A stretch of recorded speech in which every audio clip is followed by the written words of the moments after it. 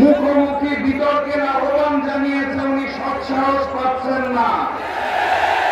গতকালকে দ্বিতীয়বারের মতো আহ্বান জানানো হয়েছে, উনি এখনো উত্তর দেন নাই।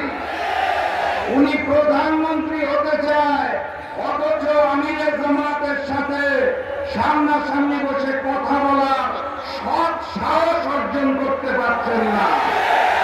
এ কেমন গুপ্ত আচরণ!